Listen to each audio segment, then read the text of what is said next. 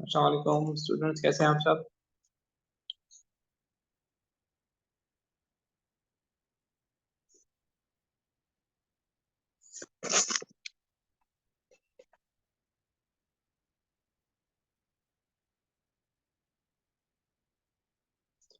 हाँ जी, मेरी आवाज़ क्लियर है, आप सबको आ रही है तो मुझे मैसेज करें।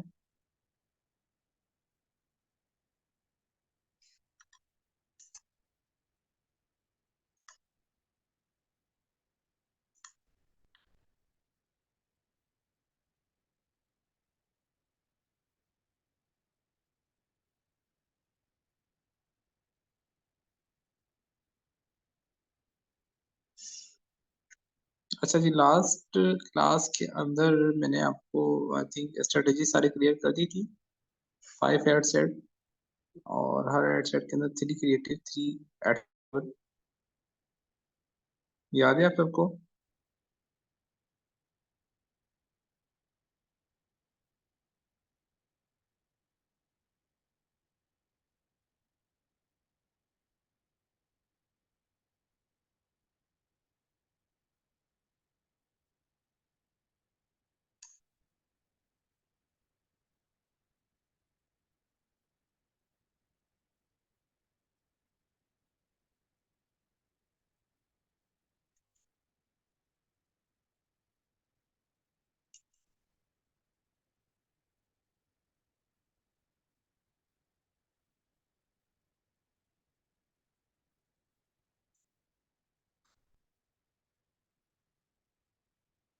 जी, रमज़ान मुबारक हो आप सबको भी। बड़े दिनों बाद मुलाकात हुई है। इसकी मैं एक बिजी था, शादी के फंक्शन में, छोटे भाई की शादी थी, तो इस वजह से अभी प्रॉपर क्लासेस नहीं हो पाई। लास्ट हमारे सेशन रह गए थे।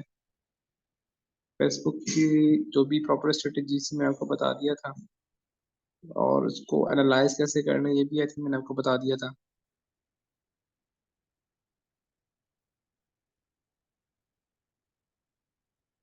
एनालाइज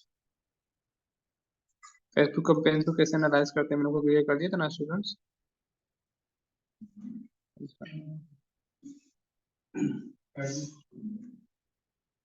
ऐसे में होल्ड कीजिएगा।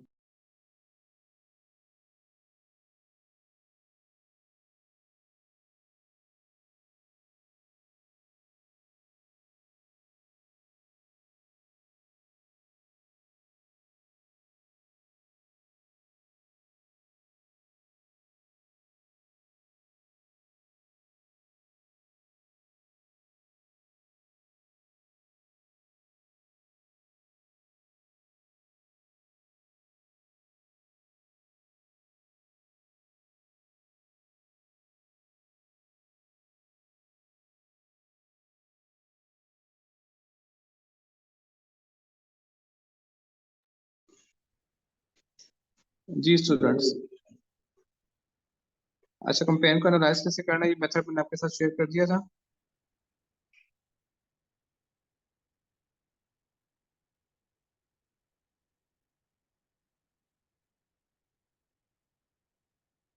मेरी वॉइस क्लियर है सबको।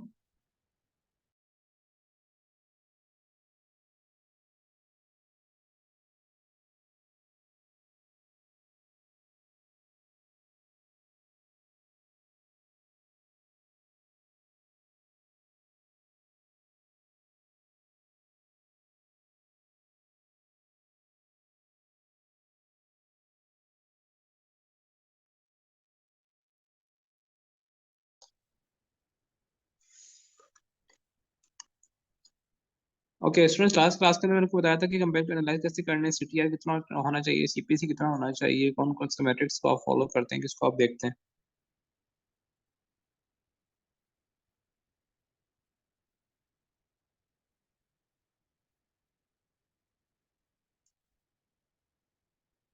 राइट, मैं एक दफ़ा दोबारा रिपीट कर देता हूँ।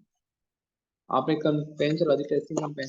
ठीक है, चलाने के बाद आपने 24 आवर्स इस फेसबुक में बात कर रहा हूँ, 24 घंटे आपने वेट करना है। 24 घंटे बाद आपने कैंपेन को एनालाइज करना होता है। सबसे यानी समझे कि कैंपेन चलाने के बाद आपका जो स्टोर है वो सक्सेसफुल होगा, आपकी जो कैंपेन है सक्सेसफुल होगी, डिपेंड करता है कि आप एनालाइज कैसे करते हैं। अगर आपको एनालाइज करना नहीं आता तो 2 दिन 4 दिन तो अच्छे रिजल्ट्स आ जाएंगे, उसके बाद आप बैठ जाएंगे, आपके रिजल्ट डाउन हो जाएंगे। ठीक है, फेसबुक पे कंटिन्यूसली आपको एनालाइजिंग करनी पड़ती है, ऑप्टिमाइज करना पड़ता है अपनी कंपेन्स को अकॉर्डिंग टू रिजल्ट्स। जो भी रिजल्ट्स लाइव रिजल्ट्स आपके पास आ रहे होते हैं उसके मुताबिक अपना डिसीजन लेना होता है। डिसीजन नहीं लेंगे तो आपकी जो कंपेन है, अगर रिजल्ट पहली बार तो रिजल्ट आएंगे नहीं, अगर आ भी गए फिर कामयाब होने के बाद भी कामयाबी से एनालाइज करना भी बहुत ज़्यादा ज़रूरी होता है। तो एनालाइज किस तरह करते हैं, मैं आपको थोड़ा सा यहाँ पे दिखा देता हूँ कि देखिए मेरे पास इस वक्त जो इस वीक में रिजल्ट्स आए हैं 48 रिजल्ट्स हैं। ठीक है, इस कंपेन के ऊपर 48 परचेजेस मेरे पास आई हैं। और उसके बाद इसकी रीच फ्रिक्वेंसी पे मैं नहीं जाता, मैं लास्ट में बड़ी डिटेल में आपको बता देता हूँ रीच क्या होती है, फ्रिक्वेंसी क्या होती है, बाकी सारे मैट्रिक्स मैंने आपको डिटेल में बताए थे। ठीक है, कॉस्ट पर रिजल्ट देखिए मुझे 269 का एक ऑर्डर पड़ा है। 48 परचेजेस मेरे पास आए हैं, मुझे कॉस्ट जो पड़ी 269 पड़ी, एक नॉर्मल कॉस्ट है। स्टार्टिंग में फेसबुक के ऊपर एक ऑर्डर जो पड़ता है 300 400 500 इस रेंज में आ रहा होता है। ठीक है, जब जैसी जैसी आपकी कंपेन जो आपका जो पिक्सल है वो होल्ड होता जाता है, आपकी जो परचेजिंग है, जो आपका सीपीएम है वो कम होता जाता है। अच्छा जी, उसके बाद थोड़ा सा और आगे चलते हैं, आप कंपेन को एनालाइज कैसे करना है।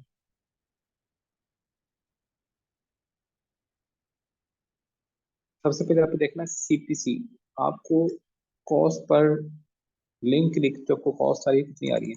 मेरे यहाँ पे देखें 11 11.30 शो हो रहा है, यानी 11 रुपये का एक मुझे सीपीसी पड़ा है। आपका कम से कम जो सीपीसी होना चाहिए 15 होना चाहिए। 24 घंटे कंपेन को चलने दें, जो स्ट्रेटजी मैंने आपको बताई थी, इतने एड सेट इतने एड क्रिएटिव सिस्टम लगाने हैं, और कितना आपने एक को ब्रॉड छोड़ना है, बाकी इंटरेस्ट टारगेट करने हैं। उसके बाद आपने 24 घंटे बाद ये देखना है कि सीपीसी कितनी आपकी आ रही है। आपको जो सीपीसी कम से कम 15 होना चाहिए। ठीक है, 15 से ज्यादा ना हो, 15 से जितना कम उतना बेहतर है, 12 13 14 10 9। जितनी कॉस्ट कम आएगी उतना डेफिनेटली आपके लिए अच्छा है, कॉस्ट बढ़ेगी तो आपके लिए फायदेमंद होगा। तो आपका जो सीपीसी है वो 15 से कम होना चाहिए, अपने पास लिख लें। अच्छा, उसके बाद जो सीटीआर आपका पे देखिए, सीटीआर मेरे पास यहाँ पे कम है क्योंकि मेरी कंपेन बहुत पुरानी हो गई है, इस वजह से सीटीआर कम आ रहा है। सीटीआर कहते हैं क्लिक थ्रू रेट को, वो आपका 1.5% से ज्यादा होना चाहिए, ये हमेशा परसेंट के अंदर होता है।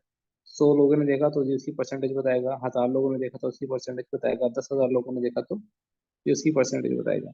तो यहाँ पे मुझे शो करा कि जो मेरा जो सीटीआर है वो 0.99 ऑलमोस्ट 1% है। तो ये आपका जो सीटीआर होना चाहिए वो 1% से ज्यादा होना चाहिए। ठीक है, ये में ख्याल रखना है कि सीटीआर क्लिक थ्रू रेट, यानी कि कितने परसेंट लोग आपके एड पे क्लिक करके आपके एड्स को देख के आपकी वेबसाइट पे गए, तो जिसे सीटीआर कहते हैं। ठीक है, सीपीसी जितना कम हो उतना अच्छा है, सीटीआर जितना ज्यादा हो उतना अच्छा है, ये अपने डिफरेंस नोट करना है। अच्छा, तो मैंने दोनों कंडीशन आपको बता दी। अगर तो आपका सीटीआर और सीपीसी ये है, और आपके पास लेट सपोज 24 घंटे बाद कोई ऑर्डर नहीं आता, क्या नहीं होता, ऑर्डर नहीं आता, ये कंडीशन हमें याद रखनी है। 24 घंटे बाद अगर आपके पास ऑर्डर नहीं आता तो फिर हमें लास्ट में देखना है और आपने नोट करना है कि क्या आपके पास add to cart initial checkout आ रहे हैं या नहीं आ रहे हैं। अगर कोई एक आध add to cart initial checkout आपके पास आ रहा है, और आपकी ये कंडीशन जो मैंने आपको बताई है कि सीपीसी 15 से कम है और सीटीआर 1.5 से ज्यादा है, तो फिर आपने कंपेन को चलने देना है, आपको कंपेन को रोकना नहीं है। ऑर्डर नहीं आए तब भी, ये मैं वही कंडीशन की बात कर रहा हूँ कि आपका सीपीसी भी ठीक है, सीटीआर भी ठीक है, और add to cart initial checkout आए, लेकिन आपके पास ऑर्डर नहीं आया, तो आपने कंपेन को चलने देना, कंपेन को आपने रोकना नहीं है। तो परेशानी होना कि सर यहाँ पे बजट जाएगा, बजट जाया नहीं हो रहा। कंपेन जो होता है फिजिकल वार्म अप के अंदर थोड़ा सा टाइम लेता है, कि अगर एड टू कार्ट आ रहे हैं, इनिशियल चेकआउट आ रहे हैं, कंडीशन ठीक है, तो इसमें रिजल्ट आपके पास आएंगे। ठीक है, एक कंडीशन तो ये हो गई। दूसरी कंडीशन ये, फॉर एग्जांपल आपका जो सीपीसी है वो 15 से ज्यादा है और सीटीआर भी जो है आपका 1.5 से कम है, ये दोनों चीजें गलत हैं, सही नहीं जा रही। लेकिन आपके पास 24 घंटे बाद एक या दो ऑर्डर आ गए। ठीक है, ये दोनों कंडीशन गलत हो गई, लेकिन ऑर्डर आपके पास आ गया, तब भी अपन ने कंपेन को चलने देना है, सीटीआर सीपीसी को आपने नहीं देखना। ठीक है, अगर ऑर्डर आ गया और आपका सीटीआर सीपीसी की जो कंडीशन है फॉल्स है, वो सही नहीं है, तब भी आप कंपेन को चलने देंगे, कंपेन को आप ऑफ नहीं करेंगे, ये अपने ख्याल रखिए। अच्छा, उसके बाद जिस कंपेन को आप एनालाइज कर रहे होते हैं ना, उसको अपने यहाँ से चेक करना है, चेक करने के बाद उसके अपने एड सेट के अंदर आना है। ठीक है, एड सेट में आने के बाद आप, मैंने आपको कहा था कि आपके कम से कम 5 या 3 एड सेट चलाने हैं। अब जितने भी एड सेट आपने चलाए होंगे यहाँ पे आपको शो हो रहे होंगे, 5 एड सेट या 3 एड सेट। ठीक है, अब अपने पांचों एड सेट्स को, ये तीनों एड सेट्स को, जिस समय हमने वो जो कंडीशंस आपको बताई है CTR की, CPC की और परचेजेस की, इन पांचों को अलग अलग आपने ऑब्जर्व करना है। आपने एज अ कंपेन सबको ऑब्जर्व नहीं करना। ठीक है, ये जो आपका मेन कंपेन का पेज होता है यहाँ पे, इस पे आके आपने ऑब्जर्व नहीं करना, एनालाइज नहीं करना। आपने कंपेन को टिक करना है, जिस कंपेन को एनालाइज करना चाहते हैं उसके एड सेट में आना है। यहाँ पे लिखा हुआ है ad set for one campaign, इस पे आना, और यहाँ पे फिर पांच एड सेट यहाँ पे शो हो रहेंगे। पांचों एड सेट के डेटा को अलग अलग आपने एनालाइज करना है। ठीक है, कि CTR कितना है और CPC कितना है और सारा कुछ कितना है। तो let's suppose ad set one को आपने एनालाइज किया कि उसका ये रिजल्ट आ रहा है, तो जो कंडीशन मैंने आपको बताई है कि आपने उस कंडीशन के मुताबिक उसे चलने देना है। ठीक है, अगर CTR भी आपका जो है वो कम है, CPC सॉरी CTR भी कम है, CPC भी ज्यादा है और परचेजेस भी नहीं आ रही, एड टू कार्ड भी नहीं आया, इनिशियल चेकआउट भी नहीं आया, तो फिर आपसे एक दिन और देखेंगे। दूसरे दिन भी अगर उसको कुछ भी नहीं आता तो फिर आपने इसे ऑफ कर देना है। कम से कम आपने एक एड सेट को, मैं कंपेन की बात नहीं कर रहा, एक एड सेट को आपने 2 दिन चलने देना है, 48 आवर्स चलने देना है। ठीक है, तो इसी तरह आपने सेकंड एड सेट को भी एनालाइज करना है, उस पर क्या CTR है, क्या CPC है, उसको भी अपने से चलने देना। थर्ड डे आपने, सॉरी थर्ड एड सेट को बेसिक करना है, फोर्थ को बेसिक करना है, फाइव को बेसिक करना है। यानी हर एड सेट पे आपने अलग अलग स्ट्रेटेजी, अलग अलग रूल्स अप्लाई करने, और उसके बाद 48 अगले, फिर जब 24 घंटे गुजर जाए, फिर 48 घंटे बाद आपने देखना है कि एक भी ऑर्डर आपके पास नहीं आया और CTR CPC बैलेंस चेक आपका ठीक हो, तब भी आपने उस कंपेन को, उस सॉरी उस सेट सेट को आपने ऑफ कर देना है। ठीक है, उस सेट सेट को आप ऑफ करेंगे, तो ऑफ करने के बाद फिर आपने क्या करना है। लेट सपोज आपके पास 5 सेट आप में चलाते हैं, 5 में से 3 पे रिजल्ट नहीं आ रहे, ना एड टू कार्ड आ रहा है, ना इनिशियल चेकआउट आ रहा है, ना परचेजेस आ रहे हैं, दो ठीक चल रहे हैं, ठीक परफॉर्म कर रहे हैं, तो 48 घंटे बाद उसके ऊपर initial checkout, add to card आएंगे, भले परचेजेस ना ही हो, CTR CPC भी ठीक है, तो उन दो एड सेट को आप चलने देंगे, बाकी 3 एड सेट को आप ऑफ कर देंगे। ठीक है, उसको आपने ऑफ कर दिया। ऑफ करने के बाद फिर तीसरे दिन आप जब 48 घंटे के बाद एक और दिन आपका गुजर जाएगा, थर्ड डे आपके पास आ जाएगा, फिर अगेन आपने उनको, अपने जो एड सेट दो बचे थे उनको एनालाइज करना है। एनालाइज करने के बाद अगर उन दोनों में से भी दोनों ठीक चल रहे हैं तो ठीक है। अगर लेट सपोज दोनों में से एक ठीक चल रहा है, एक पे रिजल्ट आ रहे हैं, एक पे नहीं आ रहे हैं, तो जो एक चल रहा है उसे चलने देंगे, बाकी जो चौथा हेड सेट होगा उसे भी बंद कर देंगे। 4 हेड सेट आपके बंद हो गए। फिर अब आपने क्या करना है, 3 दिन के बाद फिर आपने 4 हेड सेट और बनाने। ठीक है, जो 4 इंटरेस्ट आपने टारगेट किए थे, उन इंटरेस्ट के अलावा फिर आपने 4 अगले इंटरेस्ट और वहाँ पे टारगेट करने हैं, नए हेडसेट बनाने हैं, और उन हेडसेट को नया नाम दे रहे हैं, और नए इंटरेस्ट के साथ आपने टारगेट करना है। देखें, फेसबुक के ऊपर असल जो गेम होती है ना, तो आपकी क्रिएटिव के बाद वो आपके इंटरेस्ट के ऊपर होती है। अगर आपको एक अच्छा इंटरेस्ट मिल गया तो वो आपको हजारों सेल्स ला के दे सकते हैं। ठीक है, तो असल चीज इंटरेस्ट टारगेटिंग आपकी जो होती है वो इंटरेस्ट टारगेटिंग होती है। अच्छा, जब ये आप यहाँ पे कर रहे होंगे, 3 दिन का मैंने मेथड आपको बता दिया, 3 दिन के बाद आपने ऐसे एनालाइज करना होगा, अगर आपके एडसेट काम नहीं कर रहे हैं, ऑफ करना है, फिर आपने नया कर देना है। अच्छा, इसी दरमियान आपको फर्स्ट डे सेकंड डे आप दोबारा यहाँ पे आ जाए, यहाँ पे क्रिएटिव के ऊपर आपने ये भी नोट करना है कि आपके जो क्रिएटिव्स हैं उसमें से किस पे रिजल्ट आ रहे हैं। पहले आपने पहले एड सेट को ऑब्जर्व किया, पहले ऑब्जर्व, पहला जो एड सेट था वो ठीक काम कर रहा था, फिर आपने उसके क्रिएटिव्स में आना है।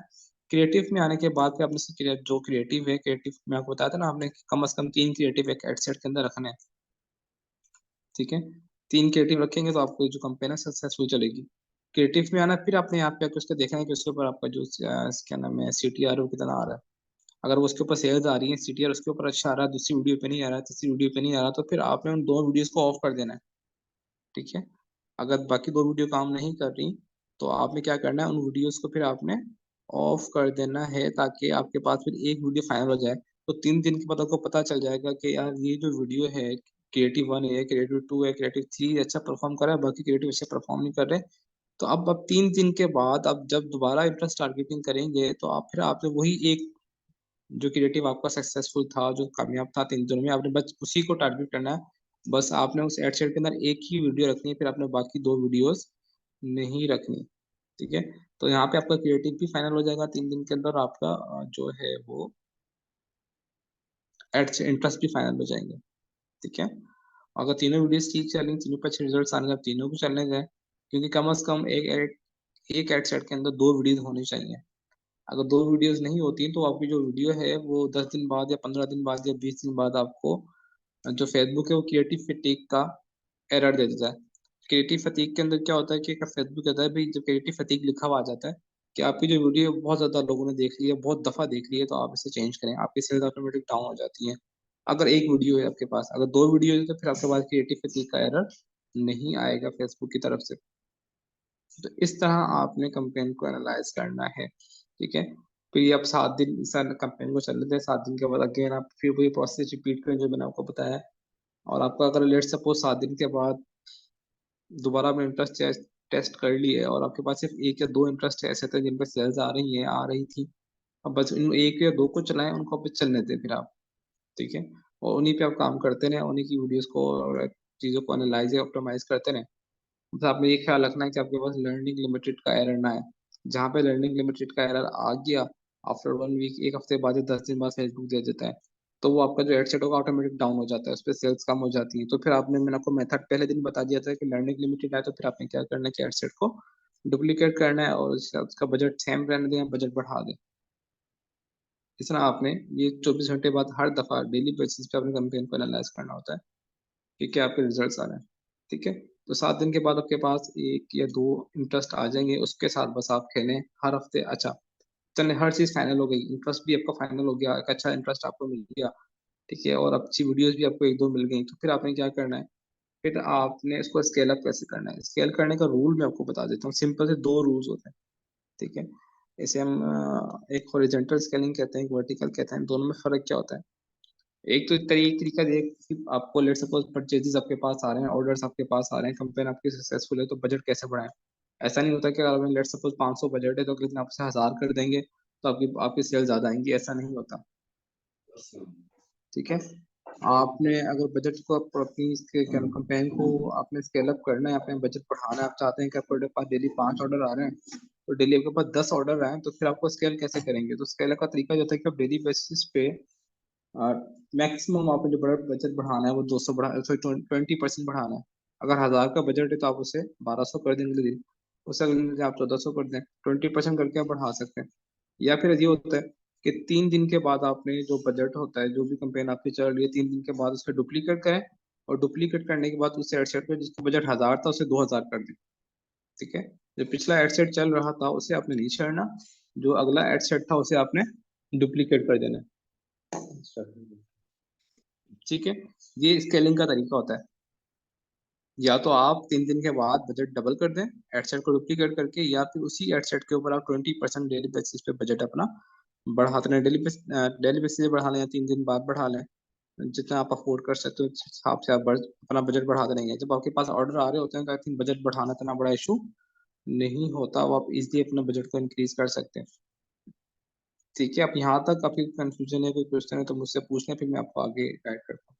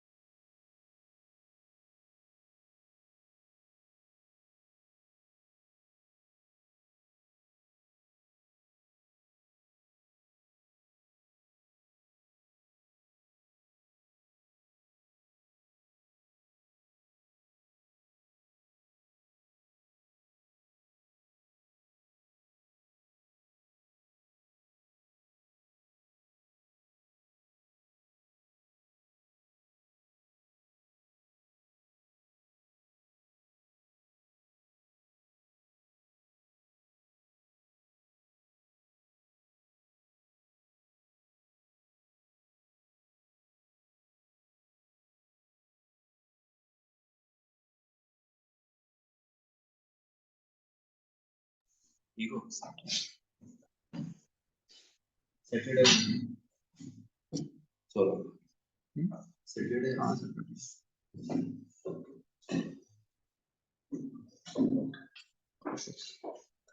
जी सुनिए, मैंने अपना ही ये जो है कंपेन ऑन की हुई कंपेन देखी, मेरी एक्टिव है, दोनों एड सेट यहाँ पे चल रहे हैं। और यही मैं आपको अपने ऐड दिखा रहा हूँ, अपनी कंपेन में आपको लाइव दिखा रहा हूँ, ये दोनों एक्टिव हैं, दोनों के पास सेल्स अभी आ रही हैं। ठीक है, देखिए इस क्रिएटिव पे दो क्रिएटिव चल रहे हैं, क्रिएटिव वन, क्रिएटिव थ्री, बाकी मैंने वहाँ पे तकरीबन 5 क्रिएटिव लगाए थे, 5 में से 2 सक्सेसफुल हुए थे, दोनों को मैंने चलने दिया। और एक पे 24, इस पे 24 सेल्स आई हैं, इस पे भी 24 सेल्स आई हैं। तो दोनों क्रिएटिव मेरे सही चल रहे हैं। अगर यहाँ पे मैं एक क्रिएटिव चलाता तो मेरे पास माइट भी पॉसिबल कि यहाँ पे क्रिएटिव फटीग का एरर आ जाता।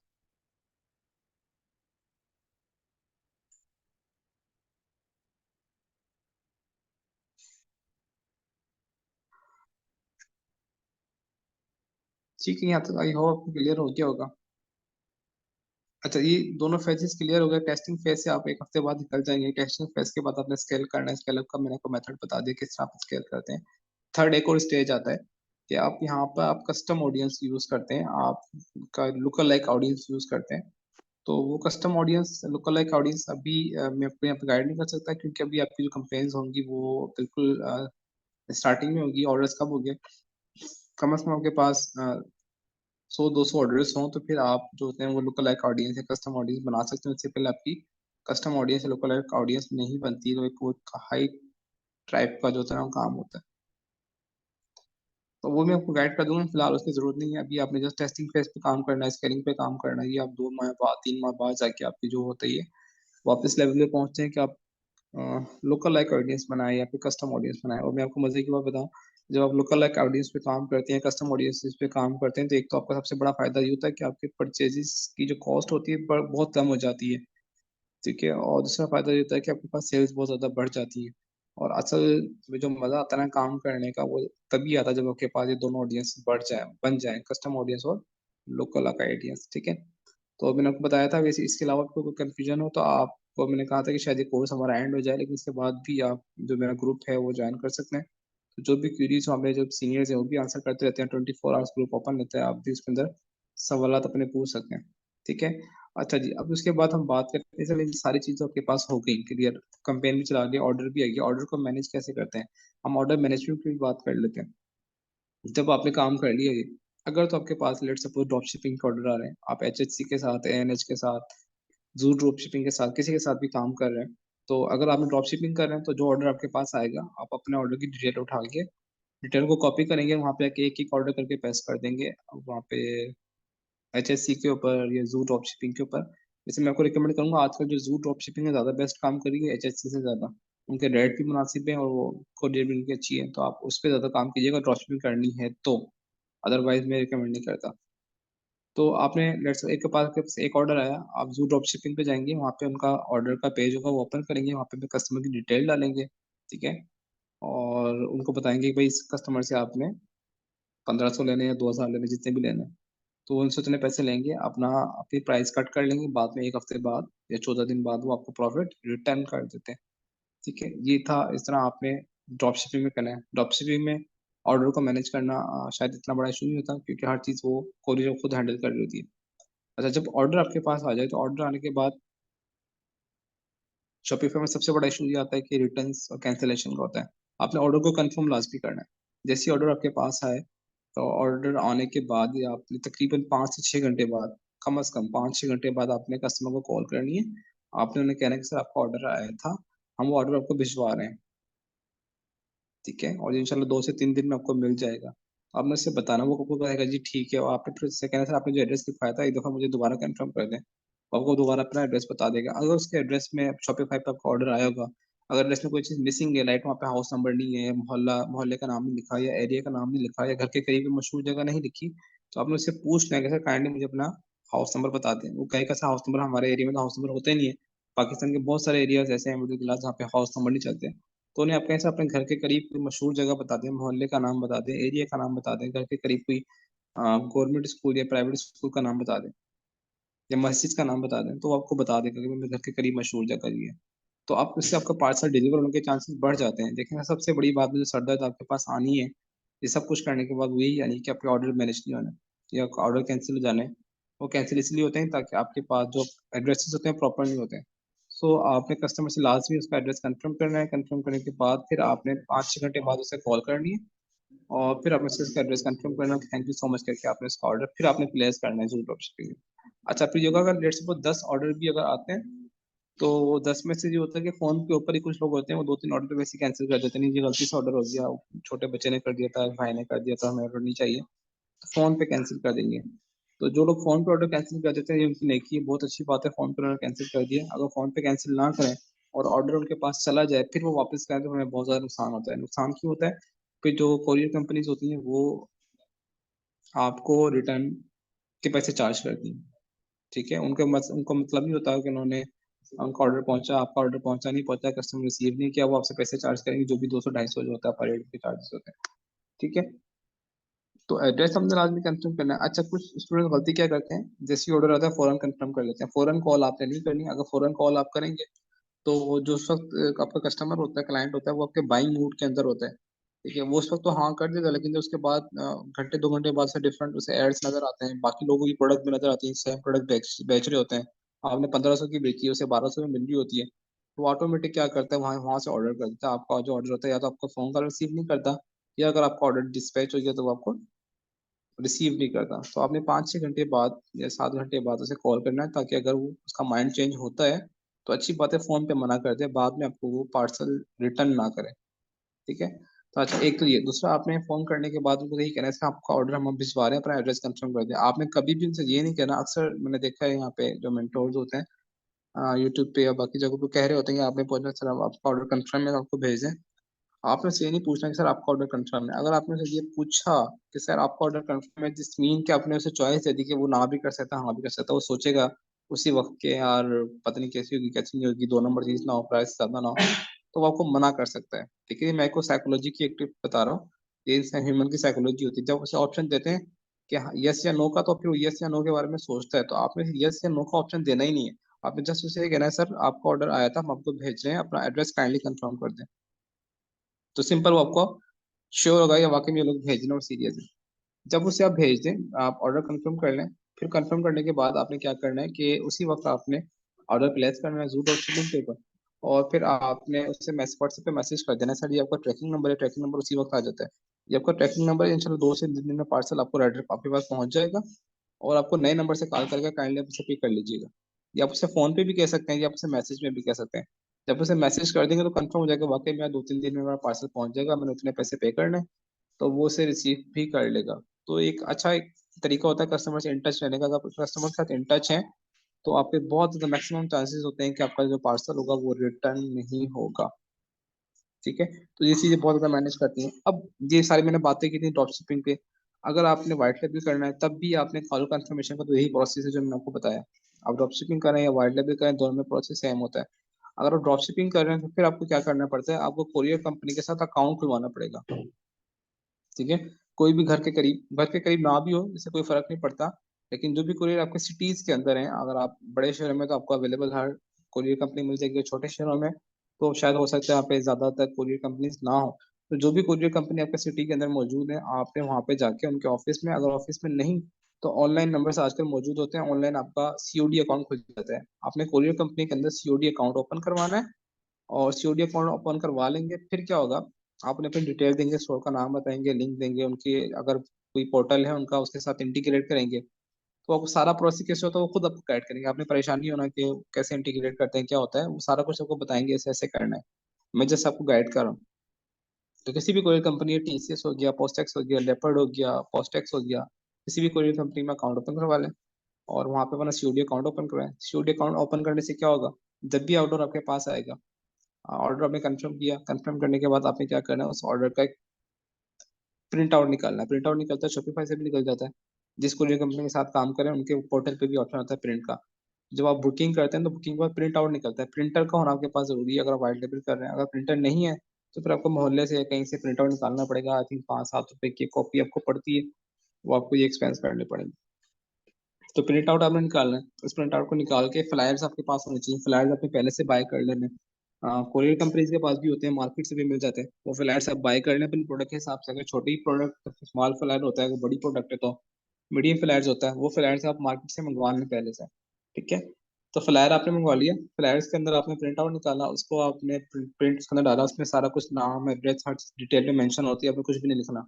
वो सारा ऑटो होता है। वो प्रिंट आउट निकालेंगे, उसमें आप फ्लैश प्रिंट आउट को कट करके आप फ्लैश में डालेंगे, अपनी प्रोडक्ट उसमें डालेंगे, और जितने भी ऑर्डर आपके पास होंगे 5 या 10 होंगे, वो आपने पैक कर देने।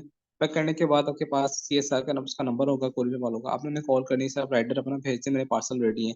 तो राइडर खुद आपके घर पे आएगा या आपके ऑफिस आएगा और पार्सल लेके जाएगा, आपने कुछ भी नहीं करना। ठीक है। जब पार्सल आपके पास से चले जाए, फिर आपने इसे ट्रैक करना होता है। आपने अगले दिन देखना है कि पार्सल पे वो अपडेट हुए नहीं हुए, उनके वेयर हाउस में पहुंचे या नहीं पहुंचे। ये ट्रैकिंग करना ही बहुत ज्यादा जरूरी है। अगर आप ट्रैकिंग नहीं करते, ये नहीं कि आपने ऑर्डर उनको कोरियर को दिया आप सो गए, ऐसा आपने नहीं करना। आपने प्रॉपर से ट्रैक करना है कि आपका ऑर्डर कहाँ पहुंचा है कहाँ नहीं पहुंचा, क्योंकि ये लोग बहुत ज्यादा घपला करते हैं, हमें बहुत ज्यादा तंग करते हैं। पार्सल आपके 2-2 3-3 दिन वेयर हाउस में पड़े रहते हैं या डिलीवर नहीं होते हैं, तो आप इन टच नहीं होता है। वहाँ पे एक ट्रैकिंग नंबर आपके पास होता है, ट्रैकिंग नंबर आपको शो कर रहा होता है कि आपका ऑर्डर कहाँ पहुंचा कहाँ नहीं पहुंचा, सिटी में है, रास्ते में है, डिलीवर हुआ नहीं हुआ, राइडर के पास है, एक एक चीज शो हो रही होती है। तो आपने नेक्स्ट डे, अगले दिन, फिर से अगले दिन भी ट्रैक करना है कि आपका ऑर्डर कहाँ पहुंचा। अगर वो रास्ते में कहीं अटक गया, आगे नहीं पहुंच रहा, तो आपने फौरन अपने जो आपके पास नंबर होगा कोरियर वालों का, उन्हें कॉल करके कहना है कि सर हमारा ऑर्डर जो है वो डिलीवर नहीं हो रहा, 2 दिन हो गए, 3 दिन हो गए। तो आपने उनके सर पे चढ़ के रहना है। अगर कोरियर वालों के सर पे चढ़ के रहेंगे, उन्हें तंग करते रहेंगे, तो आपका काम करेंगे। अदरवाइज उसके पास इतना ज्यादा रश होता है, इतने ज्यादा ऑर्डर्स होते हैं कि उन्हें फर्क नहीं पड़ता कि आपके ऑर्डर डिलीवर हो रहे हैं या नहीं हो रहे।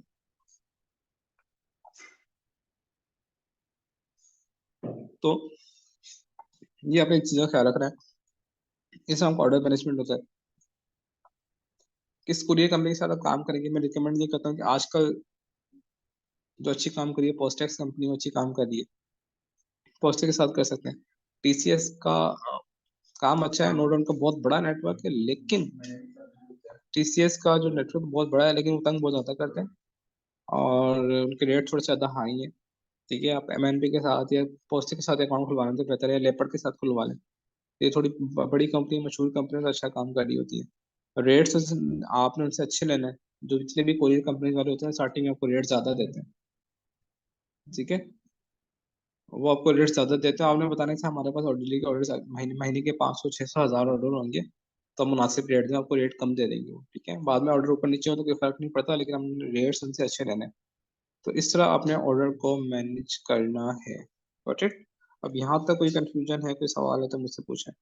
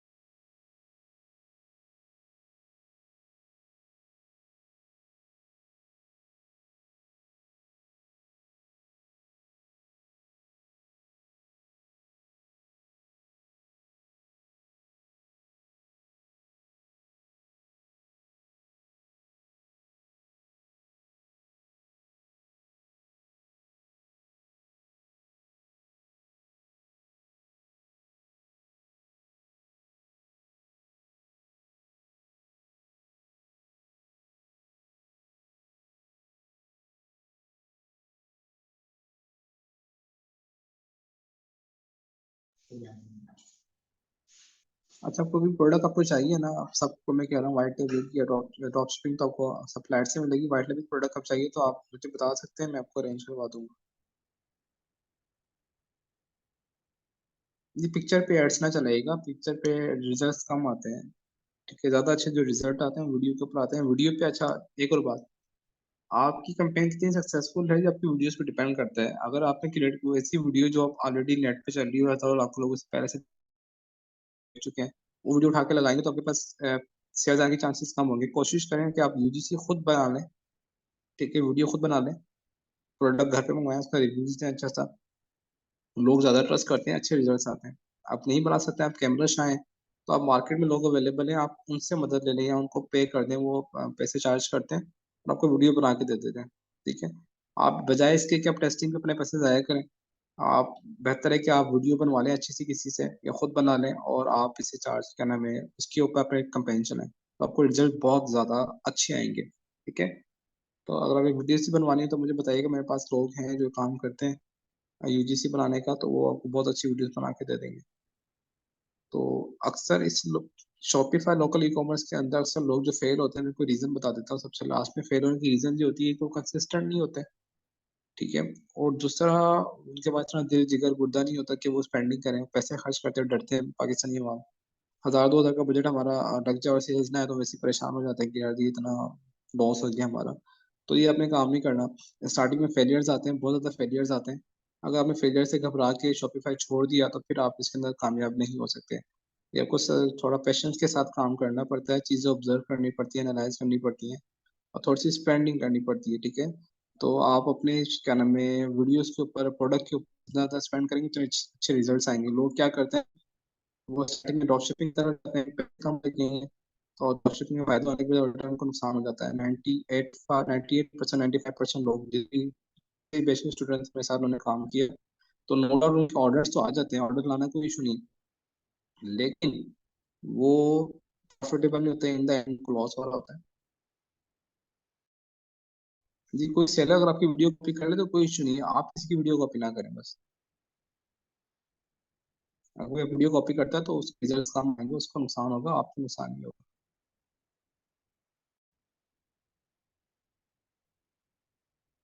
ठीक है जी, अब इसके बाद हमारी ये क्लास रह गई है वो टिकटॉक की इंशाल्लाह ताला टिकटॉक की क्लास हम नेक्स्ट क्लास करेंगे और टिकटॉक पे बहुत फास्ट रिजल्ट आते हैं, बहुत तेज़ी से रिजल्ट आते हैं, बहुत जल्दी रिजल्ट आते हैं, 1 दिन के अंदर रिजल्ट आ जाता है।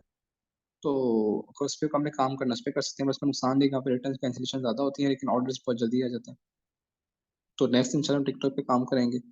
टिकटॉक को कनेक्ट कैसे करते हैं, इंस्टॉल कैसे करते हैं, पिक्सेल कैसे कनेक्ट करते हैं, सेल्स कैसे आते हैं, उसकी मार्केटिंग स्ट्रेटेजीज़ क्या होती हैं, उसको एनालाइज़ कैसे करते हैं, ये हम डिटेल में सीखेंगे आपसे, ठीक है?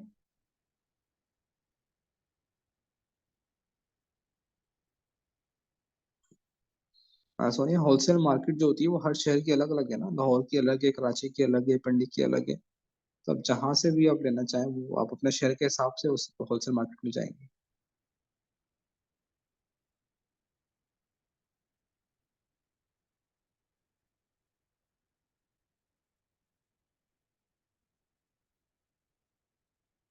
जी, आप मुझे पर्सनल मैसेज करें मेरे नंबर के ऊपर, मैं आपको ग्रुप में ऐड कर दूँगा। आप सब ग्रुप में ऐड हो जाएँ तो बेहतर है, वहाँ पे सीनियर्स भी हैं, पिछले बैचेज़ के स्टूडेंट्स भी हैं, 24 आवर ग्रुप ओपन रहता है, मैं भी गाइड करता रहता हूँ। अच्छा, नेक्स्ट क्लास हमारी टिकटॉक की होगी, टिकटॉक की क्लास के लिए आपके पास टिकटॉक का अकाउंट होना एजेंसी अकाउंट होना लाज़मी है। और टिकटॉक का अकाउंट नहीं है तो टिकटॉक पे मार्केटिंग नहीं कर सकते, वो फेसबुक की तरह नहीं है क्या वो फ्री में आप उस पे अपने अकाउंट से मार्केटिंग कर लेंगे, तो आपको बाय करना पड़ता है। तो अगर आपने बाय करना तो मेरे पास अवेलेबल है, वो मुझसे ले सकते हैं या मार्केट में किसी से भी ले सकते हैं आप, लेकिन एजेंसी अकाउंट आपके पास होना चाहिए।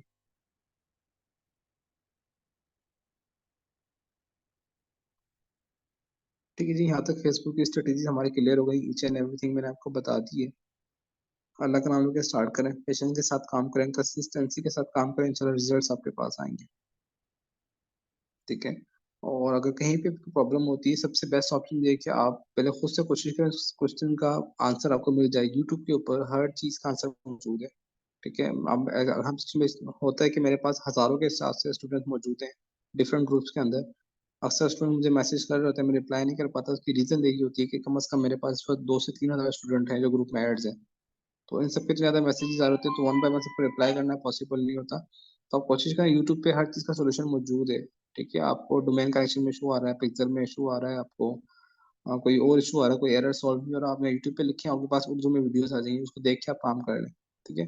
आप 100% मुझ पे डिपेंड करेंगे, किसी पे भी डिपेंड करेंगे तो आप अपना नुकसान करेंगे, ठीक है? फिर भी आपको सॉल्यूशन नहीं मिलता, आपका मसला हल नहीं होता, तो फिर आप मुझसे पूछ सकते हैं, मैं आपको गाइड कर दूँगा। अब होता है यहाँ पे ये कि अक्सर स्टूडेंट मेरे पास आके वो इतने बेसिक क्वेश्चंस होते हैं, मुझसे सवाल करते हैं, सर जीमेल कैसा बनेंगे, जीमेल का पासवर्ड कैसे चेंज होगा? तो वो बहुत ज़्यादा एनोयिंग होता है। अब मैं इतना बेसिक चीज़ें आपको बताऊँगा तो फिर आप क्या करेंगे? ठीक है जी, रमज़ान का महीना है ज़्यादा टाइम हम नहीं लेते, इबादत करें, अल्लाह ताला की, और दुआओं में याद रखें। अल्लाह ताला इंशाल्लाह आपको कामयाब करे रमज़ान के सदक़े। मुझे भी दुआओं में याद रखिएगा। तो मिलते हैं इंशाल्लाह नेक्स्ट क्लास के अंदर। Thank you so much. अल्लाह हाफ़िज़।